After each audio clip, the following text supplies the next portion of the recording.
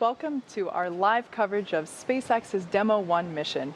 If you're just joining us, Dragon has performed its final departure burns from the International Space Station and is on its way back home to us. Today's mission actually began back on March 2nd when Dragon launched from Kennedy Space Center in Florida. Following that successful launch, Dragon arrived at the space station and docked with the orbiting lab on March 3rd. Dragon's return to Earth will mark the third completion of SpaceX's first demonstration mission for NASA's Commercial Crew program.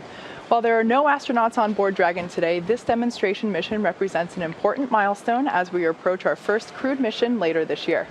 Earlier today, Dragon powered up from sleep mode and began its departure procedures and system checks. That's right, and then the spacecraft autonomously undocked from the International Space Station at 11:32 p.m. Pacific time just yesterday on March 7th. I'm pretty sure it's March 8th now. We've been here all night. And then it began a series of departure burns to move away from the station. We're going to be bringing you live coverage of the rest of the mission from the moment that Dragon jettisons its trunk to the deorbit burn all the way to that splashdown, which we're targeting for 5:45 a.m. Pacific time, with Dragon scheduled to splash down about 230 statute miles east of Kennedy Space Center. One interesting historical note for you real quick, it's actually been nearly 50 years to the day since Apollo 9 was the last spacecraft built for humans to splash down in the Atlantic. It completed its mission back on March 13, 1969. So a pretty big day and a pretty big historical note here. Unfortunately, due to a communications blackout, we're not going to be able to show you every step of Dragon's journey home, but we're going to be bringing you live status updates as it goes through the phase of things like the deorbit burn and the trunk separation, and we've been getting some pretty great views from the recovery ships out there, so we should have good views of Dragon as it comes down towards the water. Yeah. Now, in this next phase of the mission, Dragon has a series of steps to complete before it returns home. First, Dragon will jettison its trunk, like Dan just said, which is the cylindrical, unpressurized part of the spacecraft. We do this as the trunk is no longer needed to complete the mission. Yeah, that's going to be coming up in about 15 minutes or so. And like we said, we can't show every part of this for the mission, but we are going to be listening to the flight control teams. Again, we have one here right behind us in Hawthorne, and they're the ones basically monitoring all of Dragon systems just like they've been doing since it lifted off 6 days ago. It's flown by so far. It really has. But we're going to be listening in and giving you the updates as they come in. Now, if you've been following along so far this morning, you might have seen us on the earlier webcast last night, this morning. It's hard to tell what time of day it is at this point. But you saw Dragon complete a series of burns. There were a number of departure burns away from the International Space Station that Dragon completed, which allowed the spacecraft to move further and further away from the station in a series of choreographed maneuvers. Everything went really well, and like we said, now we're just awaiting for that trunk separation. And after that, we'll have a pretty exciting deorbit burn and a splashdown. So we're looking forward to all that. Yep. Yeah, at this point, the Dragon spacecraft is well below the International Space Station and quite a few kilometers ahead of it at this point. And that's just to make sure once that trunk separated, it's not on the same orbital plane basically as the International Space Station is. So that'll be the next major milestone coming up. And then that deorbit burn, which we'll go through all of those times in just a little bit. But it's going to be about a 15-minute firing of those thrusters on Dragon. And that's just basically going to take it out of orbit. So it's going to fire these thrusters until that trajectory is basically pointing it right back down in the ocean, in the Atlantic, where we're landing a spacecraft built for humans for the first time in 50 years. So this is going to be a really exciting morning. And like I said, we'll be bringing you some pretty great views. The sun is up already over on the East Coast, so we'll have a nice daytime splashdown. As someone who has seen this specific vehicle get built over the last couple of years, it's pretty incredible to, like I mentioned earlier in today's webcast, to actually see the astronauts on board the International Space Station floating in and out of the capsule as they were opening the hatch, and that was very exciting. And then upon the departure burns earlier, to see the imagery from the station as Dragon was leaving, it was just incredible. We had some amazing shots, and we've seen the artistic renderings for a couple of years now, what it would look like when Dragon was on station, and to finally see it was just a wonderful moment in terms of those of us that have had so many hours put into this spacecraft. It almost didn't look real when Yeah. you see it, when you actually saw it flying out there. But I mean, since it departed, that happened early in the cruise day on board the space station, so they've since moved on to a bunch of other tasks. They actually woke up about an hour before Crew Dragon undocked, as they're operating on Greenwich Mean Time, so it was early in the morning for them. But they did offer some great words as Dragon undocked and flew away once it was outside of the approach ellipsoid, so about a kilometer or so away from the International Space Station. And as Kate said, it executed all of its departure burns. It executed 4 departure burns following that initial separation, basically taking it out in front and then up around and then finally out beneath the International Space Station, where it's now on its orbit awaiting this trunk separation and eventually the deorbit burn. Yeah. So in terms of SpaceX history, this demonstration mission is incredibly important, as it's, like I said, the demonstration of our crew program. Interestingly enough, the Dragon spacecraft that's hanging behind me here in Hawthorne, California, SpaceX headquarters, is similarly the same demonstration mission of our cargo program that we've been operating for NASA for the last couple of years in terms of the cargo resupply missions to the International Space Station. So who knows if the Demo 1 capsule will also be hanging behind us here in Hawthorne. I don't think we have the structural support for that, but in terms of what you see behind me, it's similar in terms of historical referencing for the importance of today's mission. And that capsule actually already has another mission on the books for it. SpaceX is planning to use it in their Ascent Abort test coming a little bit later this year. That'll be between Demo 1, which we're about to wrap up today, and Demo 2, which will be the first flight that we actually have our astronauts on board that spacecraft. Bob Behnken and Doug Hurley, the 2 NASA astronauts, will be the first one to take Dragon into space. And the Ascent Abort, that will be a pretty cool test to see. I wouldn't want to be involved with it because that's a lot of G-forces, but it'll be really important for us to be able to demonstrate the ability for the capsule to leave the vehicle in an urgent need to do so. So we're all looking forward to that test flight, as it's also something we've been working towards for the last couple of years. And yeah, that should be coming up in a couple of months here. Yeah, and that'll be the second abort you guys have done, because you did a pad abort test already with the Dragon spacecraft. So basically just really putting the vehicle through all of the paces, all of these different abort tests, missions like this one right now, all ultimately with that goal of sending humans to the International Space Station on a Crew Dragon. Yeah. Something else really interesting about today's mission, and in fact the commercial crew program going forward in terms of SpaceX's approach to landing the capsules, we are landing them in the Atlantic, like we mentioned earlier, whereas the cargo resupply mission Dragon capsules have all landed in the Pacific. So today is really exciting. We're really pumped to bring you footage of our recovery team as we pull Dragon out of the Atlantic Ocean. It's a lot of firsts today. It's been a lot of firsts all week, and to say the adrenaline has been pumping around here is an understatement. Yeah, we even had a crowd earlier this morning behind us gathered down at the control, and there's even more crowd. now. now it's 4:30 in the morning here on the West Coast, but the crowd is already starting to gather here at SpaceX headquarters.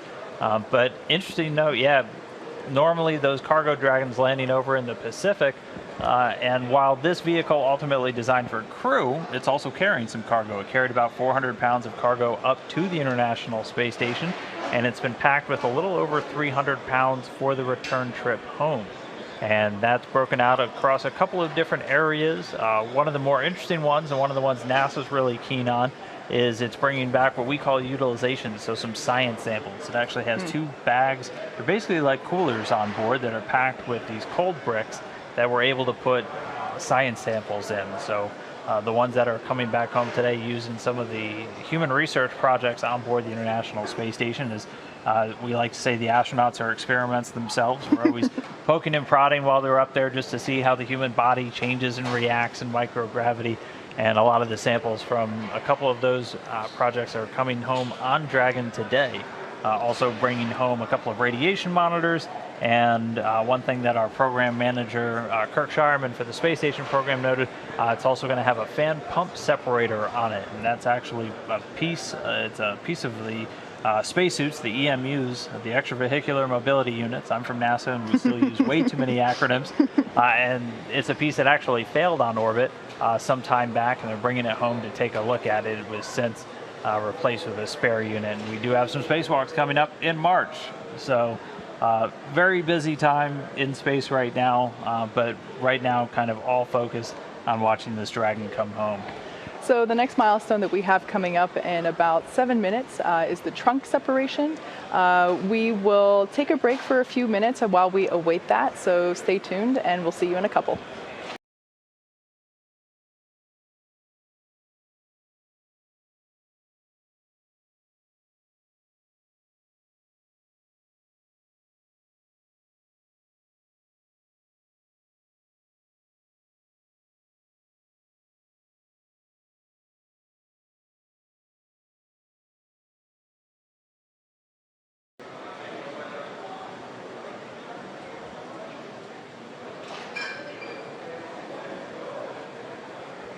So right now we're waiting to hear for that trunk separation again.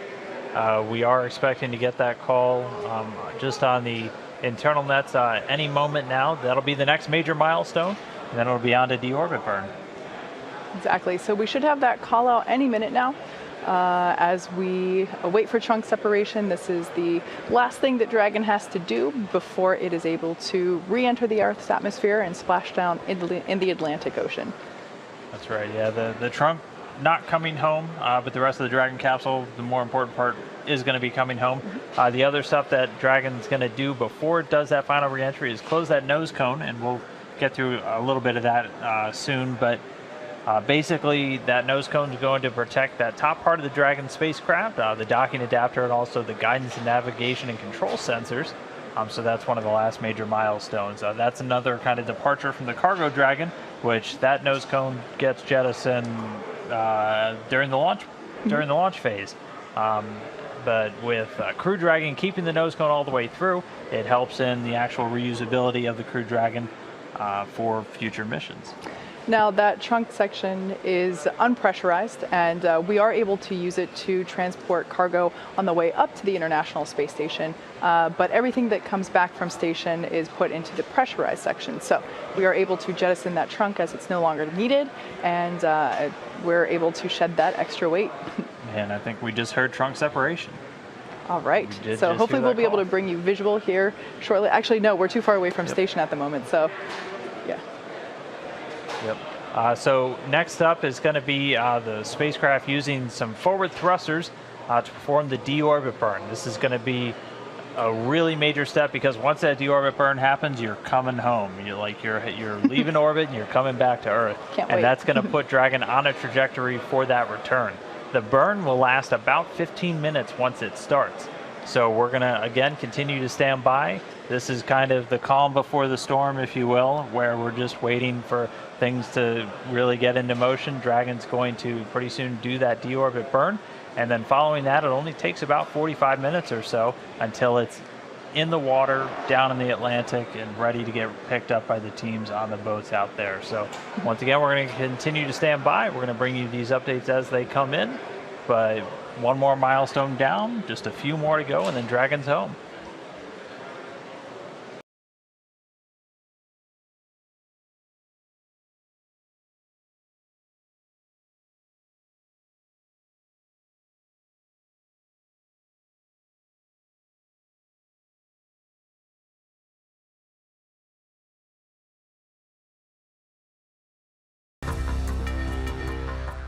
And so again, right now we're just standing by for this deorbit burn to start. We are expecting it to start in about a minute or so. And then after that, it's going to take a little over 15 minutes to complete. Yeah, so we have already jettisoned the trunk, as you heard us talk about a couple minutes ago. That was the last thing Dragon needed to do before it is able to re-enter the Earth's atmosphere. And like we said, that'll be about a 15-minute burn, and then we will have parachute deployment and splashdown after that. So, like Dan said, kind of the calm before the storm. We're going to have a lot of activity coming up once we do pass through the re-entry burn. But at this point, we should be getting confirmation of the deorbit burn in a couple of seconds here. That's right. And once the deorbit burn is complete, it's just about, I'm trying to do quick math in my head, as I look at everything, but it's just about 40 minutes or so until Dragon's scheduled to be back down in the water. So it's a pretty quick ride from being in outer space to being right back down in the ocean. And we just heard had confirmation of the deorbit burn. So like we said, this will last about 15 minutes. So deorbit burn has begun. At this point, Dragon has begun to re-enter the Earth's atmosphere. It's going to get a little toasty, but we're excited for this to happen, as it is the next step, the next milestone in its journey home. That's right. And again, ultimate destination down in the Atlantic Ocean, and there are boats standing by. We'll go through all the recovery courses and everything on site, but there is one main recovery boat. It's the Go Searcher. And that's going to have all of the SpaceX recovery teams who are responsible for actually going out and picking the capsule up out of the water. This is actually a camera view from one of the other boats that's in the area, the Go Navigator, that has the combined NASA team on board as well. So once we actually have crew on board, everyone's going to be on one boat, so it'll be a little bit tighter quarters. But you'll have obviously the SpaceX people to go and recover the capsule, and then the NASA people typically also bring along the flight docs and the nurses. Anybody who's ever seen a landing in a Soyuz over in Kazakhstan is familiar with that. Once the crew comes home, after about a 6-month period, it's important we get a quick medical check out with them, just take the vitals, make sure they're doing okay, and help manage as they readapt to Earth's gravity for the first time in, up to 6 months or longer. So everyone will be on one boat, but for today we do have 2 boats, so we'll get some additional views, hopefully, from those different cameras as we get to watch Dragon come down. But for now, we are in that deorbit burn, so we got a couple more minutes until that is complete, and then we're one step closer to Dragon being back. Yeah, so while Dragon is re-entering the Earth's atmosphere, we're going to pause for a few minutes until the deorbit burn completes. So be sure to stick around, and we'll see you in a few minutes.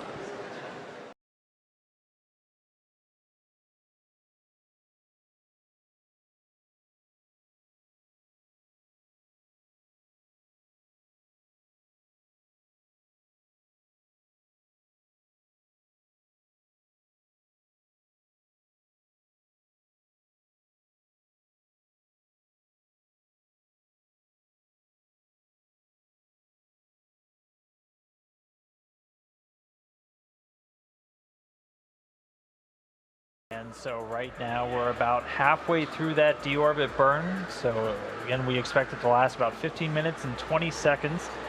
The visiting vehicle officer all the way back in Houston was just reporting to the station flight director, again, that we were about halfway through. We're continuing to get a couple of views from the boats, and again, those are cameras that are going to be tracking Dragon once it's coming down under those parachutes. And so we have a number of assets out there off the Florida coast. Again, there's 2 boats, or 2 ships rather, both with tracking cameras on board. And NASA also flying its WB-57 aircraft, typically used for high altitude weather research and other science missions. But it has a camera affixed on it and should hopefully give us some views of Dragon coming down under those parachutes. It's also important to note, so right now the teams are about 200 or so, give or take, nautical miles off the coast. That won't be the case when we are bringing crew members back. That landing zone much closer in. I think it typically ranges out about 20 to 24 nautical miles or so away from the port. So that gives them the capability to then get back in within just a couple of hours instead of a little over a day that it's looking like it's going to take the teams to bring Dragon back after this mission. But there we have some views from Dragon as it is re-entering the atmosphere. It's pretty dark in space. Yeah, we're still in the midst of that deorbit burn. We're expecting that to take about 5 more minutes, so that's pretty unique, getting views from the spacecraft while that deorbit burn is still underway. But again, this is just the final maneuver, that final firing of those Draco thrusters, just to bring Dragon out of orbit and set it up on a trajectory to ultimately splash down over there in the Atlantic, where, as you were just seeing, the recovery teams are standing by, ready and waiting to receive.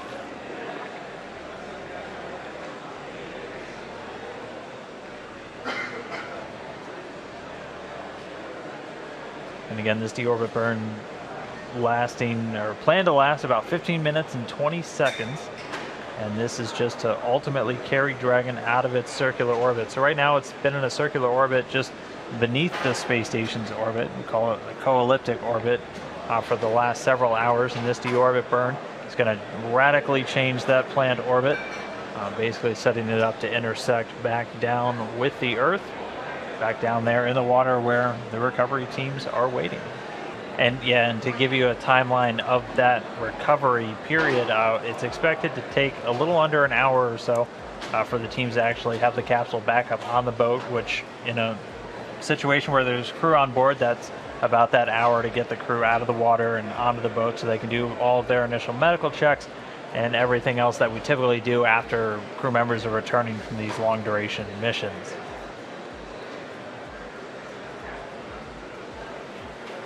In the Atlantic, again, they're a little over 200 nautical miles off the coast of Florida, and they'll ultimately be bound back for Port Canaveral, where the spacecraft is going to get brought back in and handed over to the SpaceX teams there, where they're going to begin processing and then pretty much getting ready to turn it around for that ascent aboard. Yeah. We've been monitoring the recovery weather conditions over the last several days, and now that Recovery Day has come upon us, we can see that we have beautiful skies and well, in my unprofessional nautical knowledge, relatively calm seas by my eyes. But you know, it's really difficult to be able to predict what the weather is going to be like at sea very far in advance. So we're all very happy to be able to have clear imagery of the recovery team as we make progress here. I feel like we've lucked out with Florida weather so far on this mission. All right, and we're here, and there's about 1 minute left in this deorbit burn, so just about done with that. And again, this is just that final maneuver to begin bringing Dragon out of space and down to the ocean. All right, now we're just going to stand by and listen for how the deorbit burn went. Should be wrapping up momentarily. So like Dan said, we are waiting confirmation of the conclusion of the deorbit burn. It's been going on for the last several minutes, and like we said before, Dragon departed space station earlier today, performed a number of departure burns, and now we are hopefully just exiting the final burn, and that's the re-entry burn. Once we exit the re-entry burn, we will have parachute deployment. The first one of those will be the drogue chutes, the smaller chutes that slow the vehicle down, followed by the main parachute deployment. And that will slow it down even further, allowing it to come to a slower velocity as it approaches the surface of the ocean. And we are being told that was a nominal burn. So the deorbit burn is complete. Dragon is on its way home. And so the next thing that's going to happen is that nose cone on Dragon is going to get closed. We heard that process is now in work. And then it's time for Dragon to really get through the Earth's atmosphere and ultimately splash down. So that's where the vehicle is going to heat up tremendously, because again, you have to keep in mind Dragon traveling at thousands of miles per hour right now. And when it hits the thicker part of the Earth's atmosphere, it's going to heat up tremendously from the friction. And again, that nose cone just closes to protect that top portion of the vehicle from all of the re-entry events, not only the re-entry through the Earth's atmosphere, but also once it's down in the water. And that protects the guidance and navigation and control sensors on top of Dragon, and also that docking ring that it uses to attach to the space station. All right, so that nose cone looks like it's just about closed. We'll wait for final confirmation that everything looks good with it. But then pretty soon we're going to be looking towards the actual entry interface. So that's again where Dragon starts hitting enough atmosphere that it's going to start heating up, because right now it's still high enough, even following that deorbit burn, that it's still not feeling those effects. But the atmosphere is going to get thicker as it starts to descend, and that's going to heat the vehicle up. That's why you always have this heat shield on the bottom of these spacecrafts, and that's why a lot of them are in this conical shape. As a lot of engineers I've talked to, they like to say physics haven't changed since the 1960s. When we made the spacecraft back then, it was for that it was that shape for a reason. And so that's why it's so common to see this capsule design, just because of how you re-enter the Earth's atmosphere. It makes a lot of sense. So we just heard confirmation that the nose cone hooks have begun the process of securing the nose cone into place prior to that re-entry burn. That's right. And so there's actually an anticipated time where you lose signal with the spacecraft, and that's just because as you're re-entering the Earth's atmosphere and you go through that intense heat, plasma actually builds up on the outside of the spacecraft, and you can't send or receive signals from there. So it's very common when there's people on board, you'll lose the voice communication between them and the ground, and you'll lose all the telemetry or the data streams that you have coming from the spacecraft to rooms like the Mission Control Center just behind us here in Hawthorne. So that'll be coming up. We're expecting that to happen at about 5:33 a.m. Pacific. So coming up in just about 20 minutes from now. Exactly. And so after we are able to get through that phase of the mission, like we said before, following that will be the deployment of the parachutes and then splashdown. Right. So just a quick recap in case if you have just joined us recently.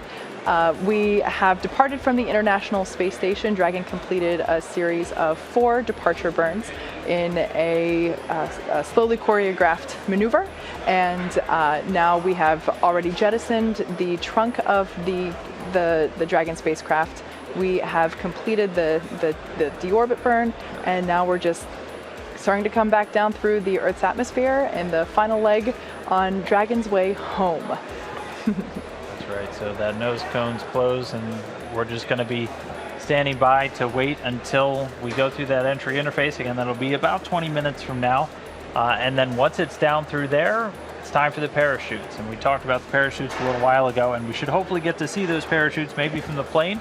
But once it's down beneath the cloud deck, so we should be able to see them from the boats that'll be standing by out there at the recovery zone. And it comes in 2 different stages. Can you walk us through the parachutes real quick? Yeah.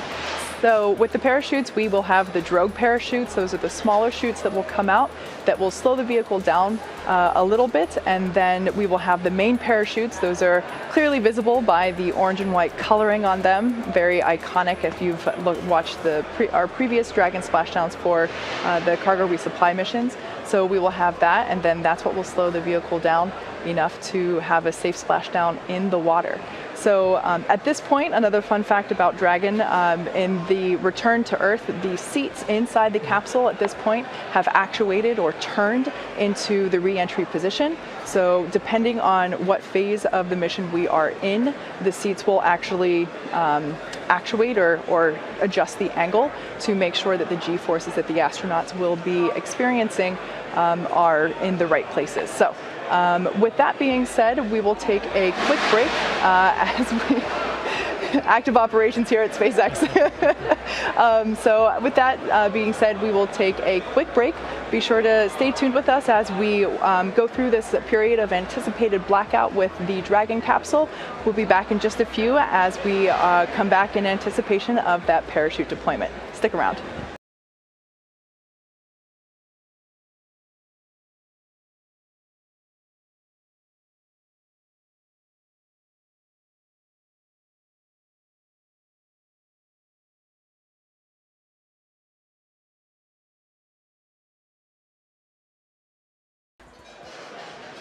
And if you're just now joining us, we have had a successful deorbit burn. So that was the last major milestone. We've also confirmed that the nose cone is closed, the hooks all engaged. And so now we're just waiting for Dragon to begin making its way through the Earth's atmosphere. That deorbit burn lasted a little over 15 minutes and was reported that it was done successfully, no issues, and Dragon is now on its way home. And if you missed the very beginning, the fun historical tidbit we had for today was it's been almost 50 years to the day since we've landed a spacecraft designed for humans in the Atlantic Ocean. That last one was Apollo 9, and that was back on March 13th, 1969. It was actually supposed to land in the Pacific, but ended up shooting for the Atlantic, and that was the last time they landed one in that area. So it's going to be exciting to see this water recovery. All of our crew members for the last couple of years, well, basically since we stopped flying the space shuttle, have come down for land landings over in Kazakhstan on the Russian Soyuz spacecraft. But in the not too distant future, we'll have crew members Doug Doug Hurley and Bob Benkin, still waking up. They'll be on the Dragon for the Demo 2 mission a little bit later this year. So everything looking really good so far. We're going to continue to stand by and wait for that entry interface. We are just about 20 minutes away from when we're expecting to actually see Dragon under those parachutes. So not much longer, good things to come. There's a lot of anticipation. There's a crowd growing behind me here at SpaceX headquarters. Our mission control center is just down there, and you can probably hear the voices in the room around us, and the crowd is definitely starting to grow in anticipation of Dragon's reappearance. So with that being said, we will take a quick break as we await for Dragon to re-enter and for those parachute deployments. Stick around, we'll be back in just a few.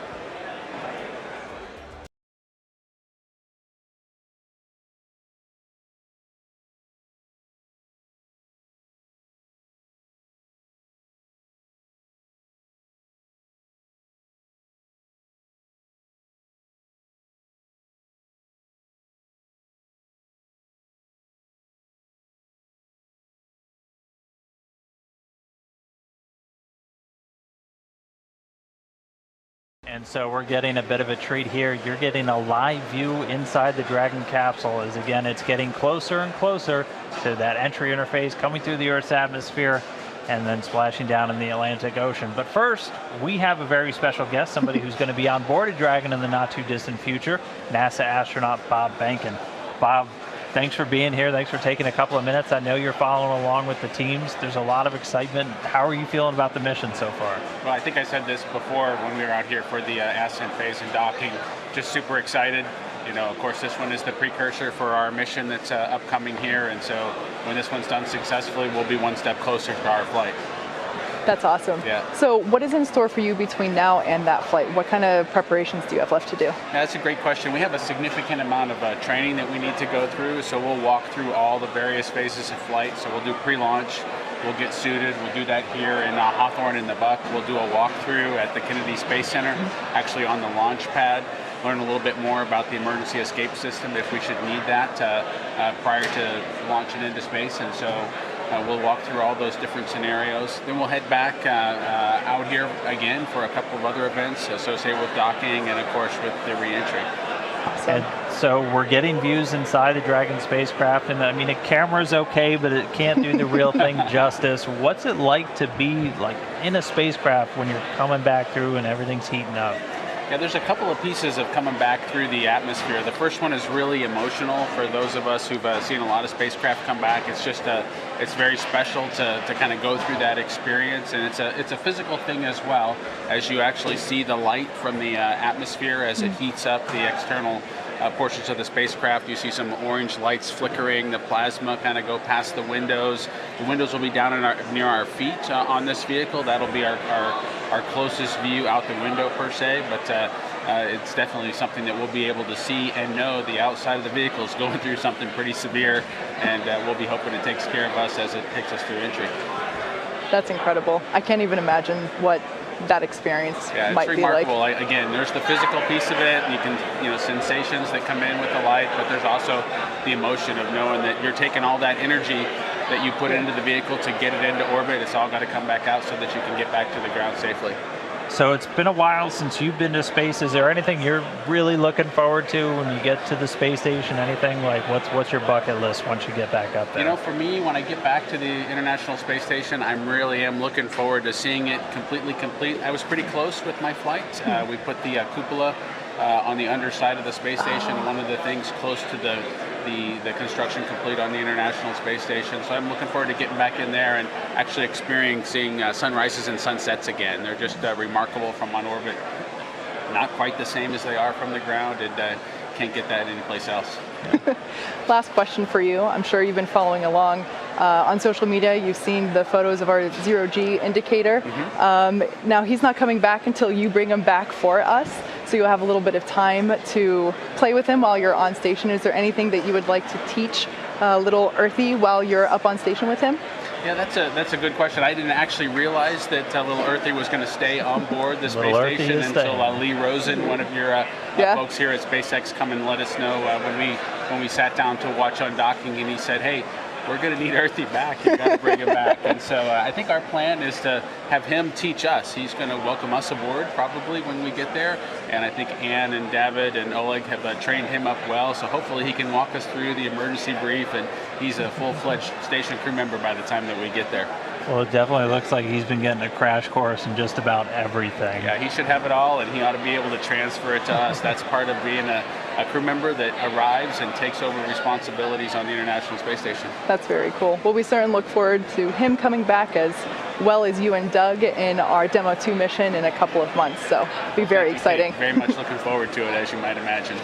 Us as well. Thank you. Well, we're going to get back to the re-entry interface. Bob, we're going to let you go watch along because, again, vested interest in everything that's happening. Thanks so much for jumping upstairs real quick and talking with us. Thank you again. Thank you very much. Thank you. So with that, we are awaiting the deployment, or excuse me, the final phase of the re-entry of Dragon spacecraft as it's coming back through the Earth's atmosphere.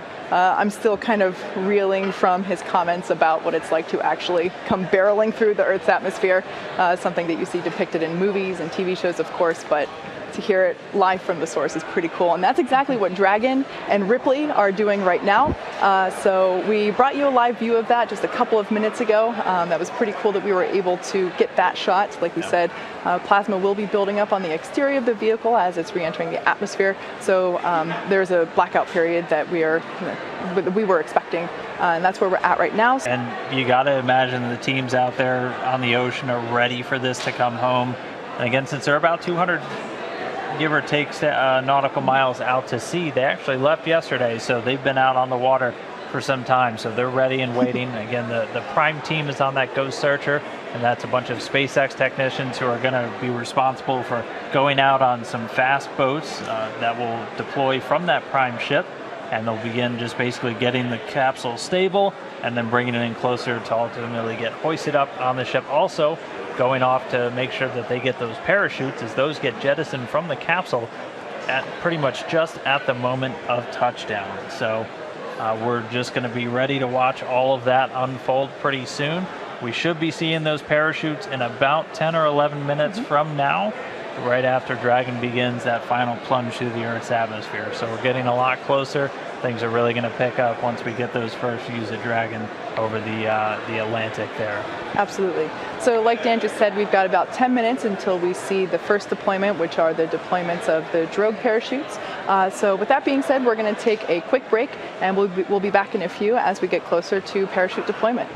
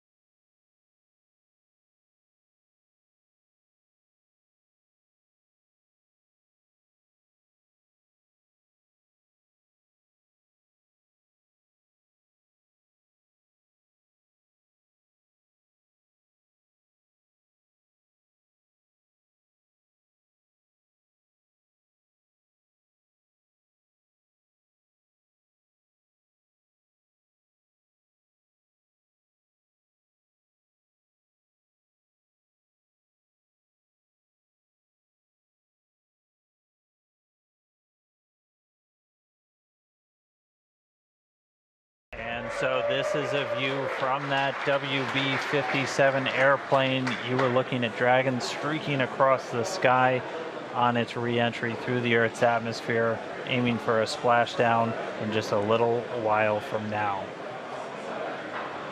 So it's pretty exciting that we get this shot right now, as it is our first view from planet Earth of the Dragon capsule since it lifted off from Cape Canaveral just several days ago. I will say this is a pretty rare treat to be able to see this here. And again, this video is coming from a NASA airplane that we're flying around that recovery zone there, a WB-57. It's commonly used for a lot of atmospheric studies and other science missions, but able to put a tracking camera on it to try and get this re-entry through the Earth's atmosphere today. We're hearing that they should have AOS, so acquisition of signal, back with the Dragon spacecraft. Right now it's about 46 kilometers in altitude. Yeah, so just for orientation purposes, if you've seen our launches previously, you might be familiar with the angling of this as takeoff. Reminder, this is re-entry. The plane is below the Dragon spacecraft and the camera's looking upward as it's coming over the spacecraft. So it looks like from the orientation of the imagery there that Dragon is going up, when in fact it is still coming back down towards Earth.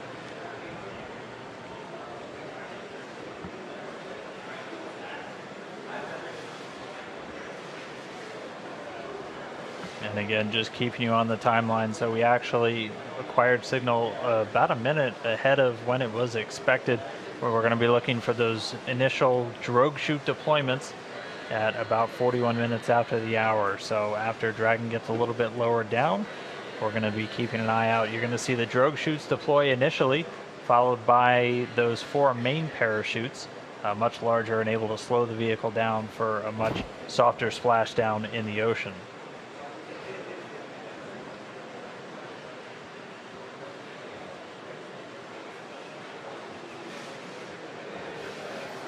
We should be getting that drogue chute deployment in just about 2 minutes now. And just heard that we're now below 30 kilometers.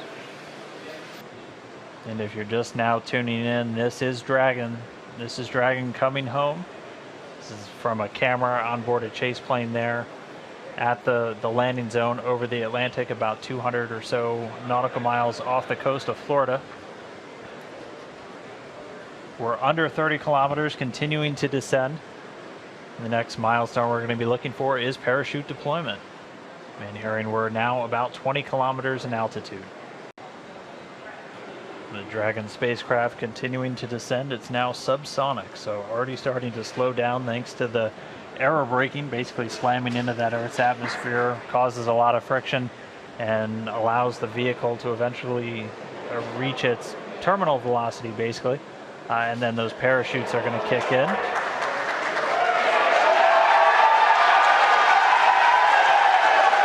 So there you have visual confirmation of the deployment of our drogue parachutes. This is the first of 2 parachute deployments.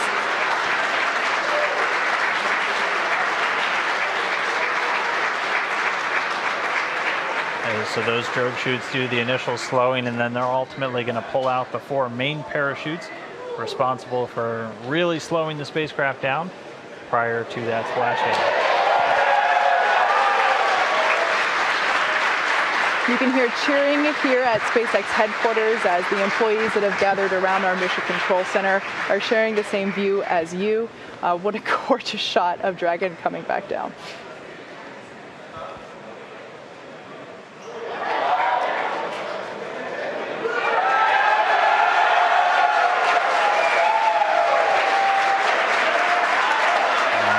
From the mains.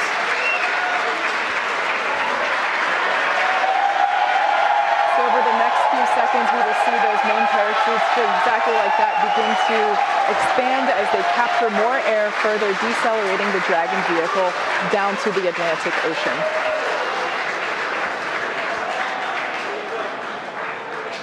Really can't ask for a more picture-perfect shot than that. And yes, all 4 chutes now deployed. It's going to continue to descend. It's going to continue to slow down and then ultimately splash down in the Atlantic there.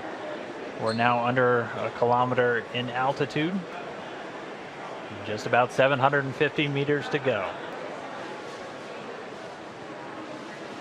In case if you're just joining us, you can see on your screen there, Dragon has just re-entered the Earth's atmosphere after departing from the International Space Station. We have a gorgeous shot of 4 healthy parachutes deployed and slowing the vehicle down as it is approaching the surface of the Atlantic Ocean off the coast of Florida.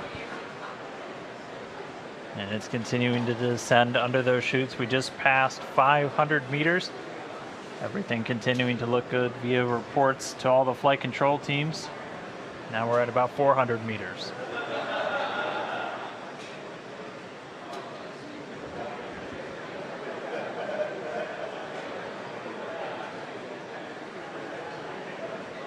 And just passing 300 meters, continuing to descend. We might be right on time. We were planning on splashing down at about 5:45 a.m. Pacific, and we're getting real close to that bingo time. Just past 200 meters.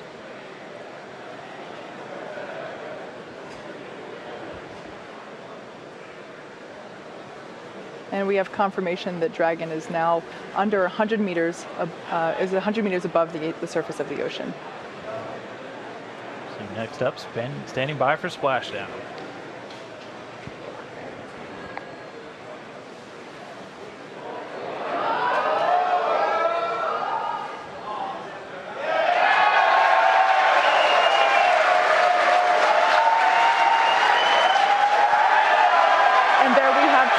Of splashdown. Dragon has returned to planet Earth. It is now back home, and you can see on your screen our 2 fast boats racing out to the capsule, now in recovery. That splashdown came right on time, 5:45 a.m. Pacific, 8:45 a.m. over on the East Coast. The teams that have been ready and waiting, they were staged just a few nautical miles away. They're going to start moving in now. You can see those 2 fast approach boats already speeding their way towards the capsule.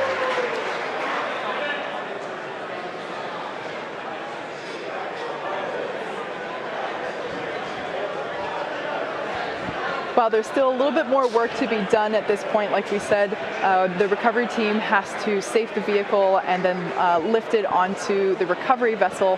However, obviously by the excited cheers here at Mission Control, the splashdown is an enormous event for us in terms of the safe re-entry, the safe return to Earth from the International Space Station.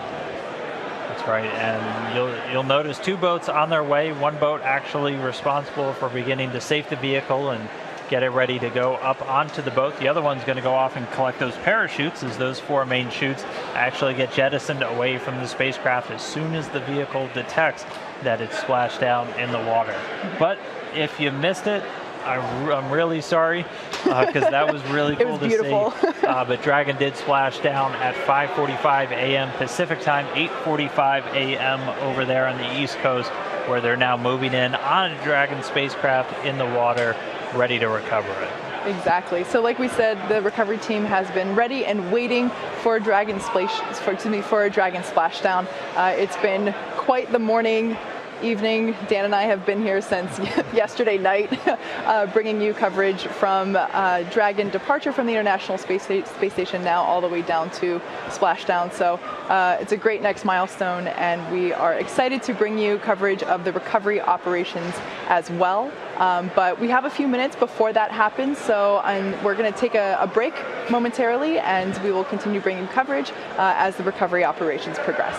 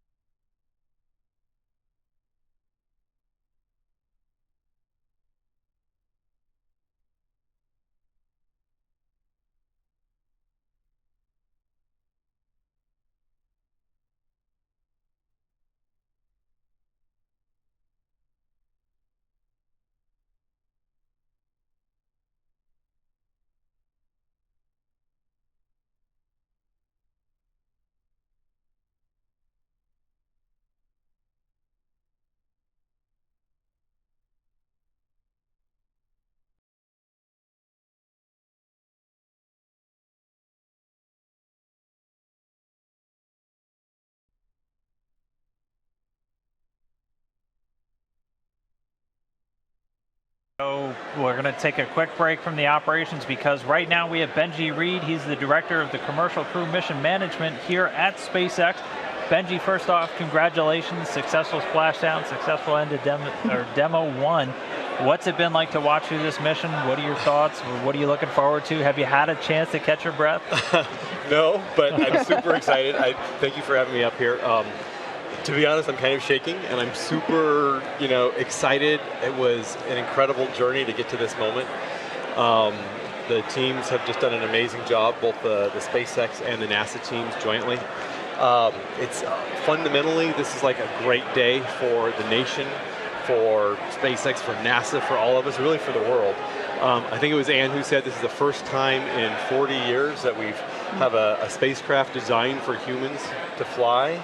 And not only did she fly and go to the space station, do everything she was supposed to do, but we brought her home safe and sound, landing here in the Atlantic. Just amazing. I can't believe how well the whole mission has done. Pretty much, I think on every point, everything's been nailed all the way along. Particularly this last piece, we're all very excited to see as we go through re-entry and parachute, drogue deploy, then main deploy, splashdown. Everything happened just perfectly, right on time, the way that we expected it to. Almost down to the second. Almost down to the second, right? Yeah. It was amazing. Yeah.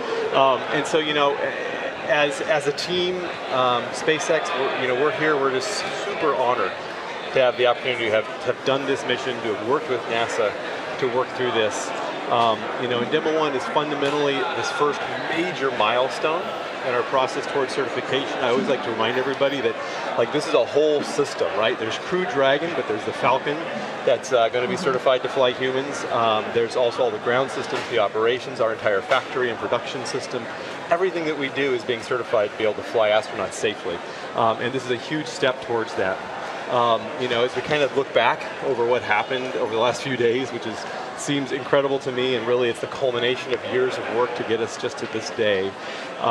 We had launch, Crew Dragon deployed, beautiful free flight. One of the things that's hard to test when you're on the ground is how fluids work in microgravity. So things like the prop system and all of the propulsion. And what's amazing is that worked just well, worked perfectly, just like we expected. We got to station, we docked, and it's the first time I think in history that a commercial vehicle and also an American vehicle has docked autonomously to the International Space Station. So that's just super cool. Loaded with all kinds of sensors, all kinds of tests that we did. We met Ripley. Yeah. We got to see, she's loaded with sensors so we can understand exactly all the forces that'll happen on the crew as they come, as they're launched and then sent to station and come home. We got to meet the Little Earth guy. I heard he's going to stay on station. Yep. and so that'll be for Bob and Doug to retrieve, so that's really exciting. Undocking, of course, some more free flight, and then we came home. Jettisoned the trunk, closed the nose cone, and then again, like I said, just beautiful parachute deployment. Everything the way we expected. All of these gazillions of tests that we've been doing on parachutes. All of the analysis and work that we've done on understanding the aerodynamics of reentry and coming home, everything's just wonderful. The important thing now is we take all of this data that we've learned. We love data. We love data, right? I mean, fundamentally, we're engineers and engineering-driven behavior, right? It's what we got to do. So we take all that great data, and we're going to apply that to the next steps. So what's coming up next? I think, because believe it or not, as excited and still shaking as I am about this return, there's a lot more to do, right? Because our ultimate goal is to be able to continue to staff space station, right, and provide astronauts rides up to space, give them a safe place to be, a safe place to come home in, and do crew rotations every 6 months. So how do we get there? So we finished Demo 1, huge milestone. Next up, we take that data, we apply it, we learn from it, and we're going to go to our in-flight abort test, similar to that pad abort test that we did a few years ago, except this time we put the Dragon. It'll actually be the same Dragon that we flew on Demo 1. We're going to take that and put it on top of a Falcon 9, launch it, get it going super fast, get it to test conditions, and then escape it off of the rocket, and again do the same thing, bring it home safely on its parachutes, land it in the ocean. And then from there, after we get that done, we go to Demo 2. And that's kind of like, wow, that's the big prize, right? Because that's going to be sending Bob and Doug our astronauts and our partners and our friends, sending them up on Dragon, taking them to the station safely, bringing them home safely. And then with that done, we'll go through final full certification and start those 6-month rotation missions, which we're just also excited about. It's important to take a step back and think about all of what it took to get here, all the work from all the joint teams, NASA and SpaceX, all the support that we've had from friends and family. And really, I think the most important thing is that on behalf of all of the 6,000 people here at SpaceX, we really want to thank NASA, we want to thank the space station, the international partners, and thank the American public for their support and partnership as we go through this. We're really proud to be part of this endeavor. Thank you for being here with us.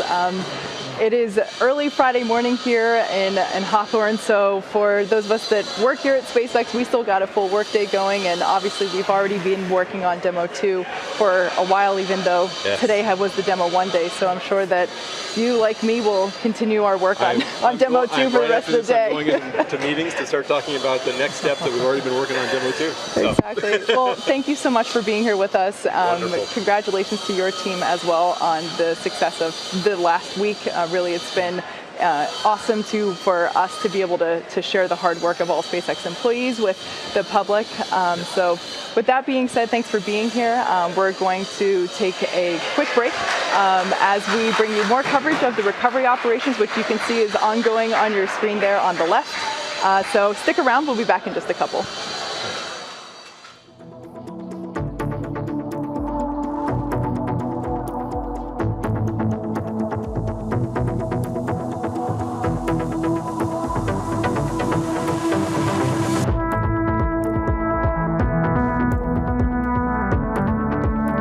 While, even though today was the Demo 1 day, so I'm sure that you, like me, will continue our work on Demo 2 for the rest of the day. I'm going into meetings to start talking about the next steps that we've already been working on Demo 2. So. Exactly. Well, thank you so much for being here with us.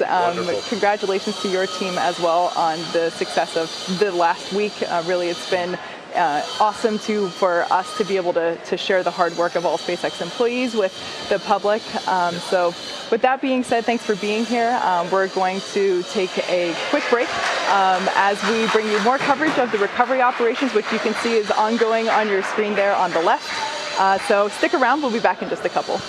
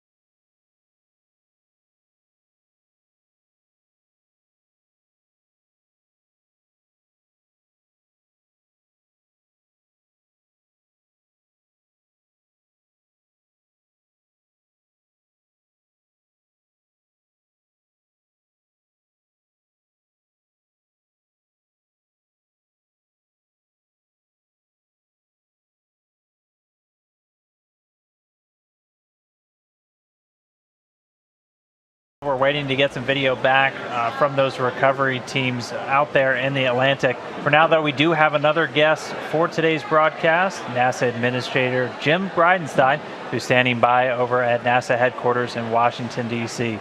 So I'll send it over to you, Mr. Bridenstine. Thoughts about today's mission, what this means for NASA, and what we have to look forward to in the future. Absolutely. This is an amazing achievement in American history. In fact, I said on a press conference at 4 in the morning after it launched that this was the dawn of a new era in American human spaceflight, and really in the spaceflight for the entire world because of all of our international partners on the International Space Station. But this achievement spans many administrations, it spans many NASA administrators.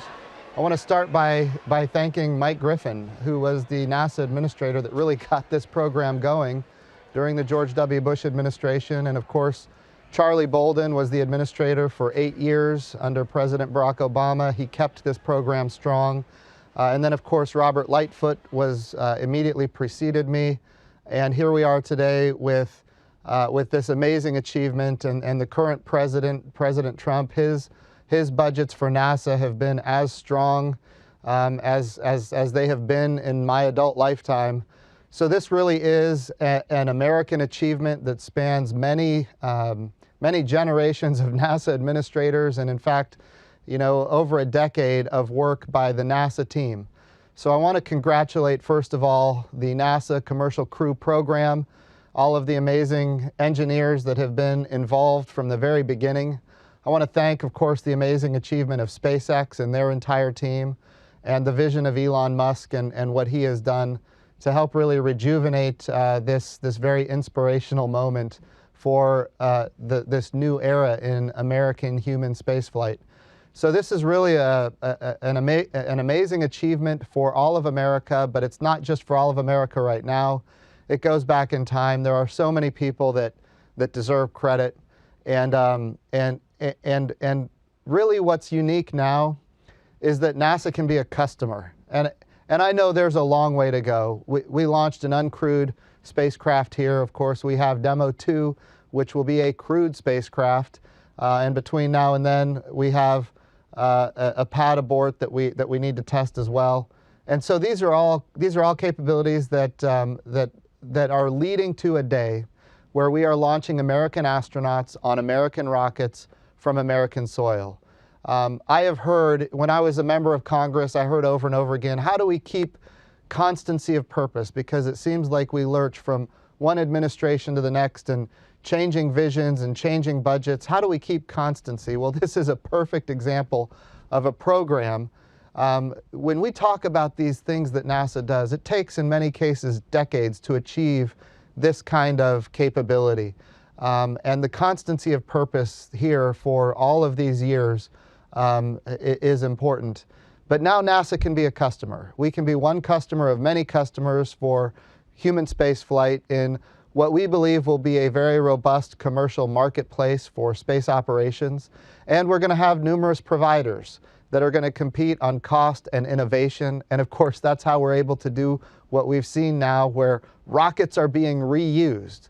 The idea that we can reuse rockets and drive down cost and increase access to space, just an amazing capability for our country, an amazing capability for the world. Just like we reuse airplanes, there's going to come a day when we're reusing rockets and spaceflight is going to become more routine. We're not there yet. We have a long way to go. But this is an amazing achievement in this path to really a sustainable return to the moon, quite frankly, which is my charge the President has given me to get us back to the moon. So we're driving down costs for low Earth orbit. We're commercializing low Earth orbit, not just with launch, but also eventually with space stations, with human activities, where NASA can be a customer for human activities in low Earth orbit. And then we can use the taxpayer resources that are bestowed upon us. We can use those resources to do exploration, to go further, to go back to the moon sustainably, where we can stay at the moon and ultimately go on to Mars. And this is one small piece in that really grand vision, but this is no small piece. This is an amazing achievement in the history of the United States of America, and it just really exemplifies what we can achieve when we maintain that constancy of purpose.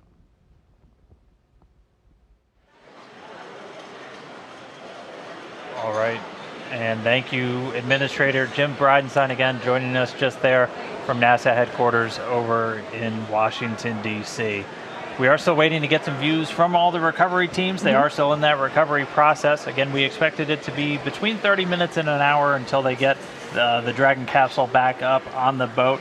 So before we do get those feeds back, we're going to head out to JSC real quick, the Johnson Space Center in Houston, where we have a few more folks standing by, including Steve Stitch who is the Deputy Program Manager for NASA's Commercial Crew Program. We also have Mike Hopkins, a NASA astronaut, and one of those astronauts already assigned to a future Dragon mission. And then Mr. Kenny Todd, he's the Operations Integration Manager for the International Space Station. So guys, I'll send it over to you real quick. Offer us your thoughts on how this mission's unfolded and what's ahead in the future. Hey, thank you, Dan. Hey, it's great to be here representing the Commercial Crew Program. Just what an outstanding day to be part of our program. You know, we left our contracts in 2014 for these first missions, and to sit here today and talk about Demo 1 and how great the flight went and what we're going to learn from it, it's just amazing. I'd like to congratulate the SpaceX team. Phenomenal job getting the vehicles ready and executing the flight. Our whole NASA team that worked the mission. And if you just think about the enormity of what happened in this flight and all the prep that went into it, getting the pad refurbished at 39A, getting the flight control room set up, getting the vehicles built, getting the Falcon 9 ready, all the analysis, all the mission support that went into it, the sims and the practice leading up to this flight over the last year or so. Just been a tremendous job. I would say one of the things that we learned during this flight is the great relationship we have between the program and SpaceX. I would say our teams work seamlessly back and forth with SpaceX, not only in the lead up to the flight, but in how we manage the flight through the Dragon mission management team, and then also working with Kenny Todd and the Space Station program. Space Station program did a phenomenal job supporting our program while we were docked to station, on the way to station, and the international partnership as well. So really great opportunity for this mission. The last 24 hours have been exciting for us. You know, we closed the hatches yesterday around noon, got into the undocked today about 1:31 a.m., did a few small separations to get away from station. If you watched that on NASA TV, that was flawless. Did about 3 separations to get down below station, executed the deorbit burn at about 6:52 a.m. Central Time, and then landed it just a few minutes ago at 7:45. The vehicle's doing well. The recovery crews are out. They're on the scene. They've already been around the spacecraft and made sure it was secure for personnel. You might have seen that one of the parachutes happened. It was a very calm day with very low sea states and low winds. One of the chutes kind of landed on the Dragon capsule. They already got that off. So that's going really well. It'll probably take 30 minutes to maybe an hour to get it back on the ship. But then when you kind of look overall at this mission, it was a great dress rehearsal for Demo 2. We learned a phenomenal amount in the pre-launch time frame about how to load the vehicle and thinking forward to how we'll put the crews in the vehicle. You know, the ascent profile for this flight, we practiced the exact profile that Mike Hopkins and others will fly very soon, Doug Hurley and Bob Binkin. We had the Abort system, the crew escape system in Dragon actually enabled for this flight, and we were able to see how that worked, and we'll get the data back and look at those triggers and how it performed. You know, on orbit, we got a lot of great data on the vehicle in terms of the thermal performance, power performance. The vehicle really did better than we expected. And then the rendezvous was phenomenal as we came in, checked out those sensors. The link to space station worked, the command link, watching the vehicle come in, and then have a real precise docking and seeing how the docking system performed. So that was phenomenal. And then during the attached phase, of course, we had cargo ops, which will do the same thing on both Demo 2 and then the Crew 1 and other missions. And then we did a robotic survey of the vehicle to look at the thermal protection system and other systems, and that went really well. I will say one thing, this mission, you know, it was only 6 days long. It was a sprint from start to finish. And thinking about, you know, where we've been in operations in that sprint, I think Kenny would probably tell you the same thing. It was just a phenomenal job by the team. And then, of course, today, you know, the undocking, watching how those systems performed, that went flawless. It's a very tight sequence between undocking and the deorbit burn, how the nose cone performed, how the deorbit burn was executed, and the entry was phenomenal.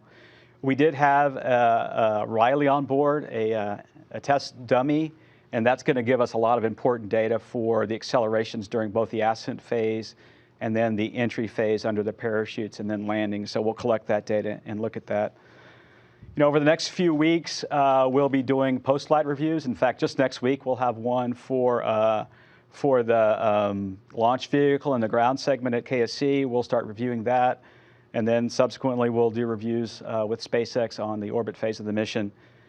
This flight really sets us up well for the rest of the year.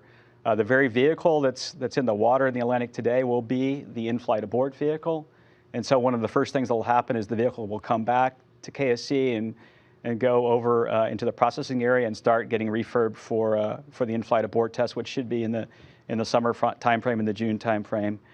And then Demo 2 vehicles at Hawthorne getting built for the first crewed mission. That's in progress and going well.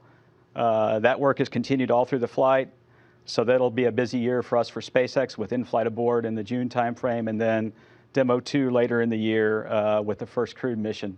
I don't think we saw really anything in the mission so far, and we've got to do the data reviews that would preclude us having the crewed mission later this year.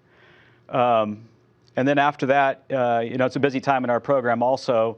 If you look in the April timeframe, we're getting ready for the orbit flight test for Boeing, and that will happen very soon. And so our program will transition after this mission and the data reviews into preparing not only for in-flight abort and Demo 2, but also the orbit flight test, the uncrewed flight test for Boeing. And that'll be coming up in the April timeframe. Spacecraft 3, which is the Boeing vehicle, is coming together at the Commercial Crew Processing Facility down in Florida, and they're in the middle of a bunch of very critical testing right now at an El Segundo to verify that the spacecraft can work successfully in space.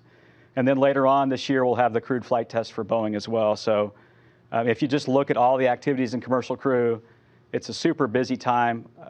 In addition to this flight, in the last few weeks, we did parachute tests for SpaceX and Boeing. And so if you look at all the activities to get ready for flying our crews, it's just a very exciting time.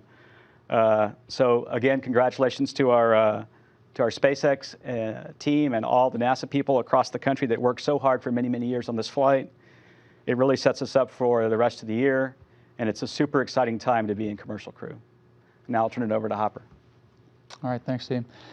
So on behalf of the astronaut office and the crew, I'd like to also extend our congratulations to the SpaceX team, to the Commercial Crew team, to really all of NASA, and to everyone that was involved in this major milestone on returning human launch and landing capabilities back to U.S. soil. I think that's very exciting.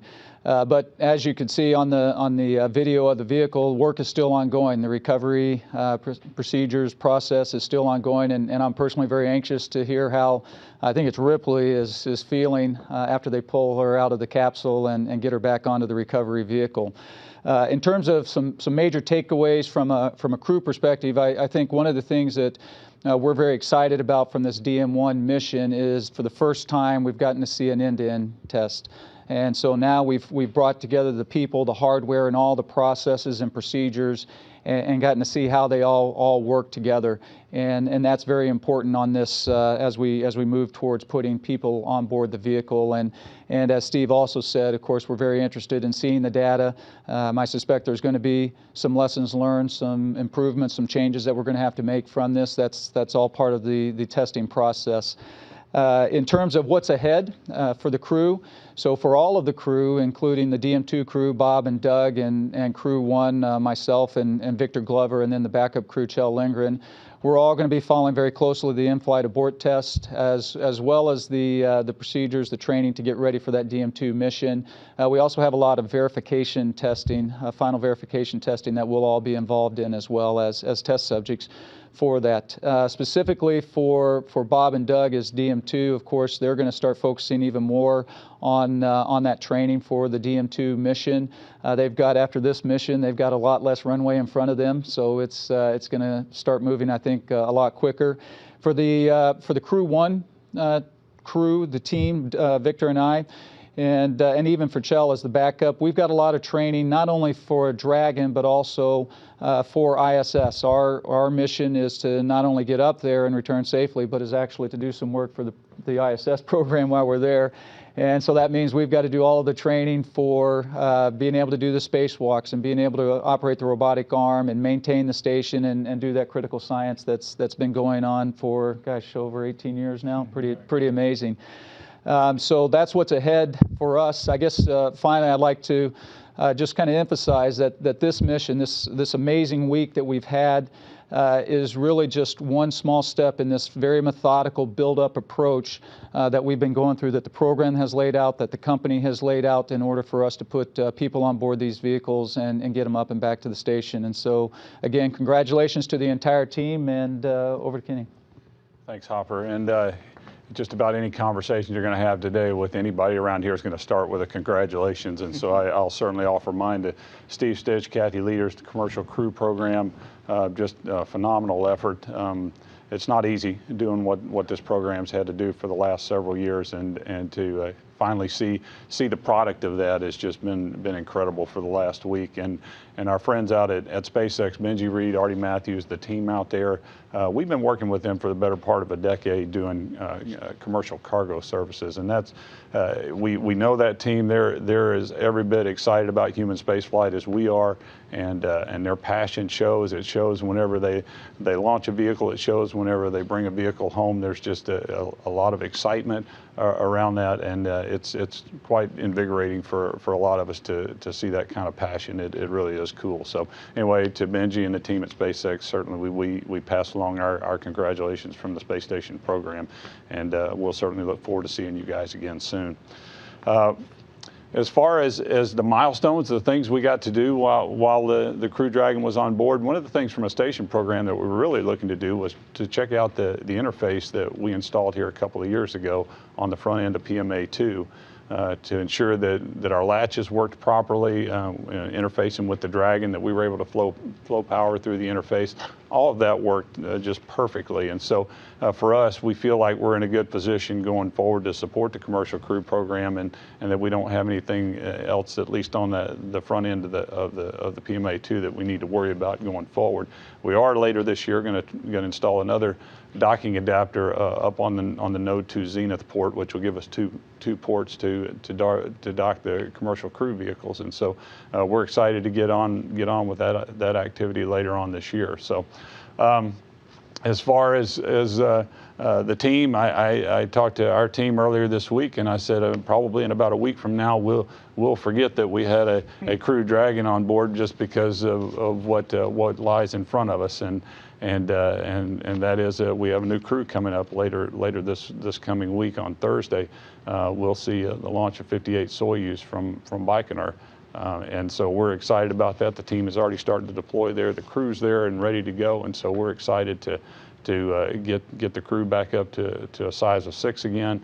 Again, just gives us more flexibility, the opportunity to do more science and work on the backlog that we have on board. So we're excited about that. And one of the first things we're going to be tackling as soon as we get back up to a crew of 6 is a set of EVAs. We can call it a triple EVA because, like it sounds, it's a set of 3 EVAs. We're going to do 3 of them in about 16 days. And so right after hatch open, we're going to be hard at work trying to put the final plans in place for those EVAs. And then shortly after that, we've got a couple of cargo vehicles coming up. In fact, another SpaceX vehicle, and also a Northrop Grumman Cygnus is coming on board as well during the month of April. So there's a lot going on. Again, we're very excited about what's happened this week, and next week we'll go tackle some of the stuff that's coming forward. But at least today and for this weekend, we want to celebrate this accomplishment with the commercial crew program and the folks from SpaceX, and bask in the glow of that along with them and enjoy it. It was quite a few days here, Dan. So with that, we'll hand it back to you. All right, thank you, Kenny, Mike, and Steve over there in Houston. Thanks for those words. And now we're going to get back to the action. We're getting some views back of that recovery of the Dragon spacecraft. The teams are in place, and now we're just waiting for it to make its way onto the recovery ship. Exactly. So now that Dragon has splashed down in the Atlantic Ocean, the recovery team is going to go through a number of steps as we recover the Dragon spacecraft and lift it onto the recovery ship. Now, in case if you're joining us, well, just real quick, you can see on your screen there a live shot of Dragon recovery, the capsule bobbing in the sea there with the Dragon team working on those recovery operations. In case you are just joining us, the mission has gone very smoothly so far today. Dragon successfully splashed down in the Atlantic Ocean just several minutes ago. At 5:45 a.m. Pacific. 5:45 a.m. So, gosh, I can't believe how late in the morning it is already. Time flies. And about 240 nautical miles away from Cape Canaveral. Approximately 6 hours prior to splashdown, Dragon autonomously undocked from the International Space Station, completed a series of departure burns, jettisoned its trunk section, and performed its final burn, the deorbit burn, and placed itself on a trajectory toward the Atlantic Ocean. And this is actually a replay of that final descent from just a little bit earlier this morning. At this point, Dragon was under the 2 drogue chutes, and those were responsible for all of that initial slowing down. And they also were responsible for pulling out the main parachutes, which you can see in the replay here. And those 4 main parachutes deployed successfully. We heard from Benji and also the teams during the action that they went exactly as planned, everything kind of happening exactly on the timeline too. But that all came after Dragon successfully re-entered the Earth's atmosphere, and those parachutes were deployed. And now though, we're on to the final part of Dragon's journey, as it's pretty soon going to get lifted out of the water and placed onto the recovery boat. So again, this is a replay of the re-entry and splashdown that we witnessed live several minutes ago. Gorgeous shot of those lovely full parachutes as they are slowing the Dragon capsule down to the Atlantic Ocean. Yeah, it's already been 45 minutes since that happened. Wow. It feels like Seems like it was just 5. about 5 minutes ago. But yeah, that splashdown was 5:45 a.m. Pacific, 8:45 a.m. So a little bit later in the morning over there in the East Coast when Dragon splashed down again. Yeah, about 200 or so nautical miles out from Port Canaveral. If you've been following along with our mission this week, you already know that we don't have actual humans on board, just Ripley, our anthropomorphic test device. She has lots of sensors placed around the body, I guess you would say. Inside the suit, there's a microphone inside as well. Yeah, so this will give us lots of really cool data about the G-forces and what the test device experienced during launch and docking and re-entry.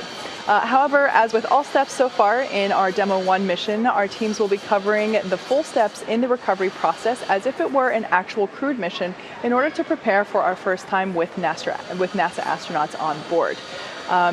You saw earlier that the recovery fast boats went very quickly to the splashdown point. Go Searcher, the main recovery vessel, followed along quickly, which you can see in your screen right now. Wow, it's a picture perfect day, so it's pretty great. So we're going to be watching as the recovery vessel gets closer to the Dragon capsule, and we'll be able to see it get lifted out of the ocean. That's a beautiful shot there.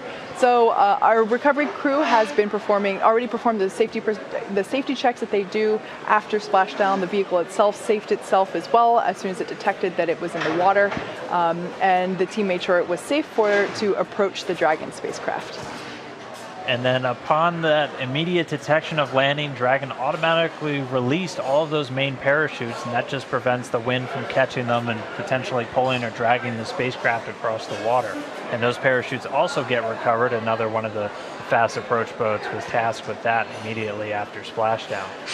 Following that successful parachute cutaway, Dragon automatically saves any of the pyrotechnics still present on the vehicle, and it can also automatically perform a couple of additional minor system configurations.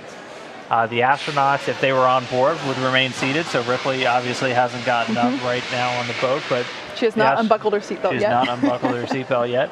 The astronauts, if they were on board, would remain seated, and they stay in their suits at this point.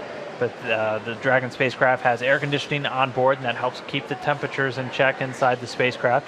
And the communication system on board also remains powered, so the crew still has their two-way communication as they are just kind of sitting there in the capsule waiting for the teams to move in and pull them up on the boat. If I were an astronaut inside the capsule right now, I would imagine this point to be kind of like when you're going through a car wash. You know, you're safe, you can talk, you can you're comfortable in your enclosed environment, but you can't open the door just yet. There's a lot of water. Yeah.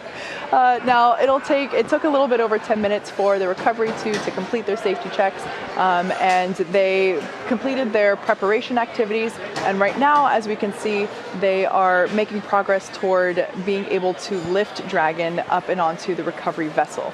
As part of the preparation for this lift, we saw earlier that a member of the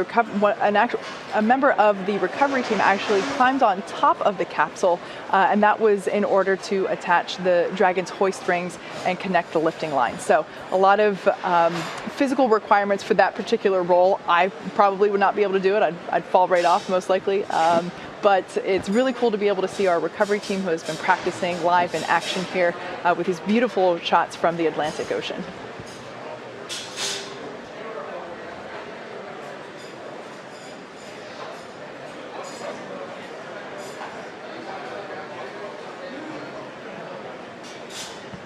And so for now, we're just going to continue getting these great views from the boats out there. This view is actually from one of the other vessels that traveled out to the recovery zone. This is from the Go Navigator and the combined NASA teams with a number of managers, flight docs, and other personnel that will be involved in kind of the game day operations when we have crew on board the spacecraft.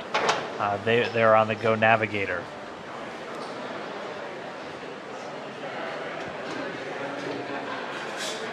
Like we've mentioned before, the ship that you see there is fully equipped for medical checkouts. If we did have astronauts on board Dragon today, as soon as they egress from the side hatch, they would be taken into the medical quarters and given a medical examination just to make sure that everything is good and everyone's in good health. There's a helicopter pad on top of it. Additionally, due to unpredictable sea conditions, whenever we splash down, it might take the crew a couple days to get out and back from the splashdown point, and so the ship is also capable of housing the recovery crew for a couple of weeks, realistically, if absolutely necessary.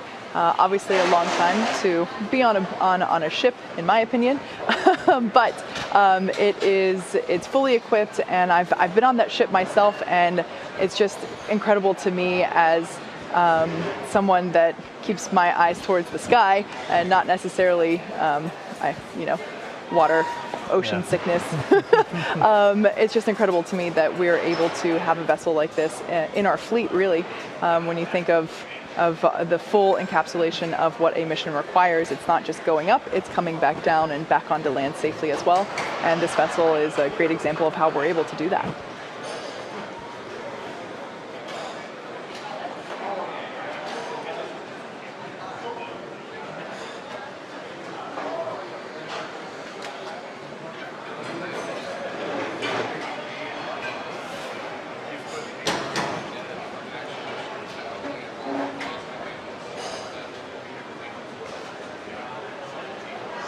And as mentioned just a little while ago, so this is actually a view from the Go Navigator. That's one of the two ships that have traveled out to the splashdown zone. One of the NASA personnel on board that ship is Shane Kimbrough, and he's actually the lead for all of the various NASA recovery teams and pretty much responsible for overseeing all the crew's needs and all their recovery, all their quarantine before launch. He likes to say I think he told us they kind of belong to him once they're in quarantine and getting ready. So he's actually joining us now via a satellite phone from that ship. Shane, thanks for calling in real quick. How's everything looking out there with Dragon Recovery? Hey, Dan, great to talk to you from the Go Navigator. Everything's going really well. It was just beautiful seeing it come in on the drogues and then the main parachutes and then obviously the splashdown. You guys are probably seeing video now. The Go Searcher is getting pretty close to getting the capsule and getting it on deck. And so, Shane, what was the trip out there like? I know we're kind of at a landing zone a little bit further away than when we have crew actually on board, but how's everything look so far? Everything's been great. The crew's taking great care of us. It was about a 30-hour journey to get here to the splashdown zone, but we woke up this morning knowing we were only a couple hours away from all the action happening, so that was really cool, and now it's great to be involved in the recovery of Demo 1. That's awesome to hear. It was one thing for us to be able to watch it from Mission Control. What was it like watching Dragon Splashdown with your own eyes, Shane? Absolutely incredible. I mean, there's a lot of excitement building on the boat, you know, the 30 minutes or so prior to entry. And then once, you know, one person saw the drogues open, everybody's yelling and pointing and all excited. So it was really, really neat. And from our perspective, it looked absolutely perfect. So I'm not sure what the data will show otherwise, but it looked really amazing. We have a beautiful day out here, very calm seas, and couldn't ask for better weather. And so, Shane, obviously you didn't come down in this capsule today, but you have come down in a capsule, but on land. What's this experience being out on the ocean been like? How does that really compare from when you touched down over in Kazakhstan? Yeah, good question. As we're sitting here talking, it's been, 45, 50 minutes in splashdown, and I'm thinking, you know what, there's a crew in there, and that's a long time to be waiting to get picked up, so we'll tighten up that timeline a bit, just knowing the crew's probably not going to feel very well at this point. And the sooner we can get you home and get them on deck and then eventually back on land will help their recovery process. All right, so we're continuing to get these views. What's kind of ahead for you and the rest of the teams? I know you said it's going to be about a 30-minute or a 30-hour boat ride back into harbor. Yeah, that'll be probably about the same going back. I think we'll be out here another hour or so, maybe 2 hours, just getting everything situated, and the SpaceX team on Go Searcher, once they give us the go, then we'll start heading back to port. And we're supposed to arrive late Saturday night back into Port Canaveral. All right, well, Shane, we'll let you get back to watching all the operations. I know you got a job to do other than talking to us, but I do really appreciate you calling in from all the way out there in Atlantic. It was a great splashdown, and we'll see you when you're back in Houston. Sounds great. Thank you, guys, and enjoy the rest of the scenes out here as you're getting them from the Go Navigator. Take care. All right. And that was NASA astronaut Shane Kimbrough. He's out with the NASA teams who are on a boat watching as the Go Searcher gets a little bit closer. Looks like pretty soon they're going to start reeling that Dragon in, and we're going to get to see it go up onto the Dragon nest.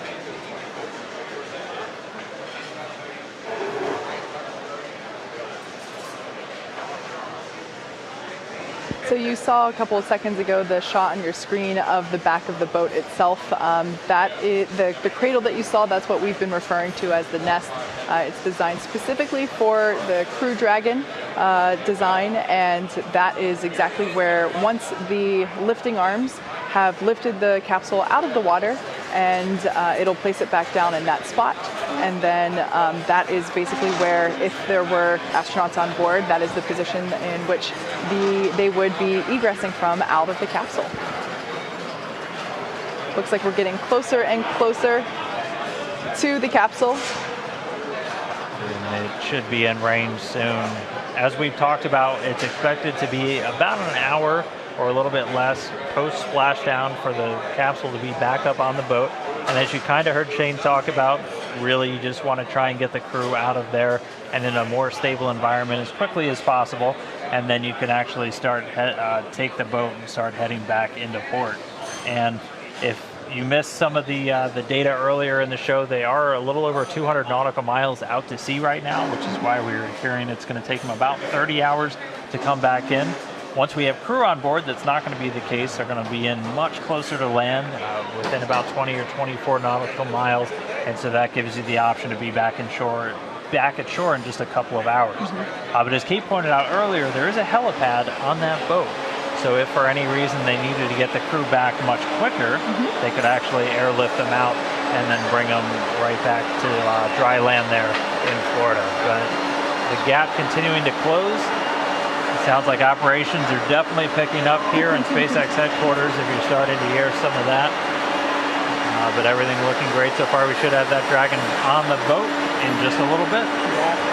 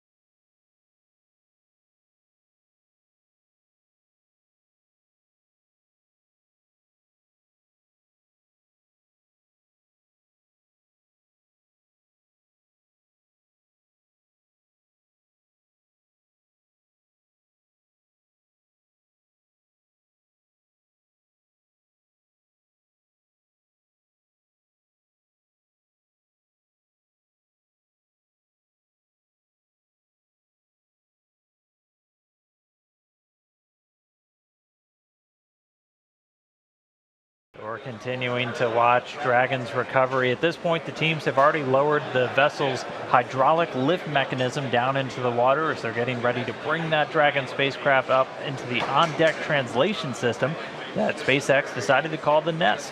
And Dragon's going to remain in that nest during its journey back to the coast, where it's going to arrive at Port Canaveral, Florida.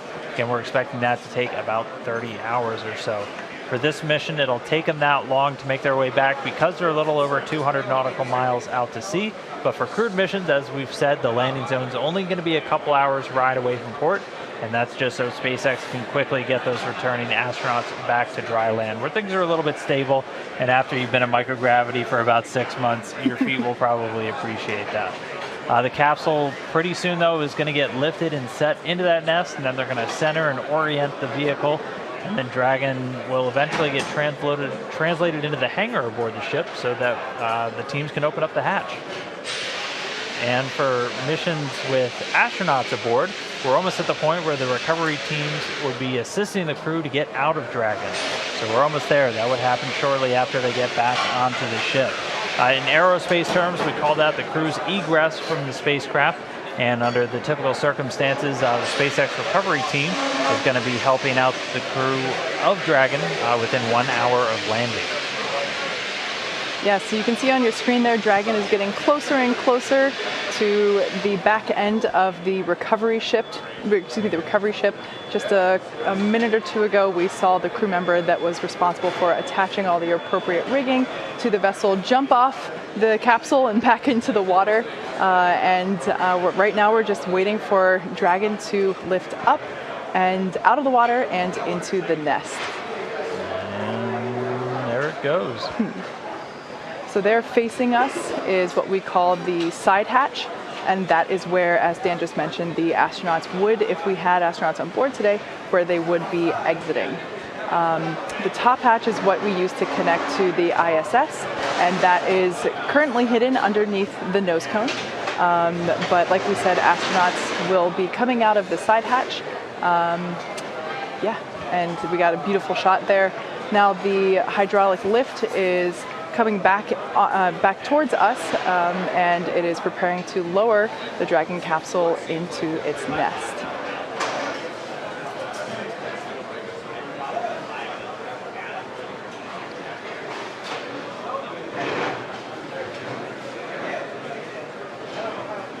Like we said, we are treating this demonstration mission with the recovery operations as if there were actual astronauts on board. And of course, before we would be able to open the hatch, we would have to make sure that the spacecraft's cabin pressure is equalized with the outside environment before doing so. So once Dragon is seated, and you can hear some cheers behind me as the remaining folks that we have here on the SpaceX team outside of Mission Control are cheering with the placement of Dragon into the nest there, as you can see.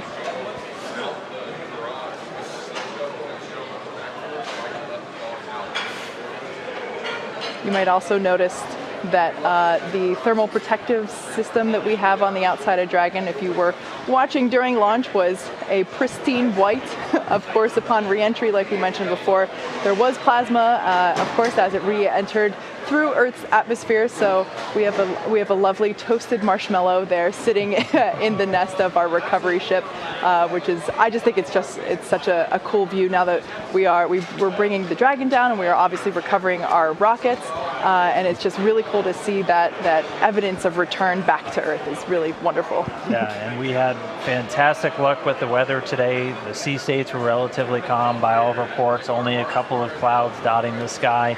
Had great views of Dragon all the way down under its parachutes, even before its parachutes. We saw it just after that entry interface, and we were getting some really cool views from the WB-57 airplane. But with Dragon back on the boat, that's about it for us. We're just now at about the end of this mission. So at this point, as we had talked about, the recovery personnel would assist in the astronauts getting out of Dragon, and those medical teams would be standing by, and there's medical evaluation rooms on board. But no people on board. Ripley won't need a medical exam, but they will be getting all of the data back from the sensors placed around Ripley, that anthropomorphic test device. on board as they get all of the different G-forces that Dragon was exposed to, the sound environment, everything that the crew would experience, Ripley just experienced. But this mission started just about 6 days ago with that early morning launch on March 2nd. We had a successful approach and docking to the International Space Station, did all of the demonstrations as expected for the mission. It was docked for the last 5 days. They tested Dragon's communications and power systems with the space station. They unloaded about 400 pounds of cargo and loaded 300 pounds of cargo back on. We had that undocking just a couple of hours ago, a successful re-entry, 4 great parachutes, and a splashdown in the Atlantic Ocean at 8:45 a.m. Eastern Time, 5:45 a.m. for us over here on the Pacific Coast. So it was really a fantastic mission. It's been a huge honor for me to be out here at Hawthorne to share this with everybody and to share it with my SpaceX counterparts out here. A successful mission, the first successful test flight of NASA's Commercial Crew Program to the International Space Station. Yeah. So as Dan said, it's been an incredible honor to share this mission with the public. All the teams are incredibly thrilled with the success of this demonstration mission, which of course paves the way for our first crewed flight later this year. Be sure to follow along with SpaceX and NASA on our social media for updates and next steps on the Commercial Crew Program. Until next time, see you then.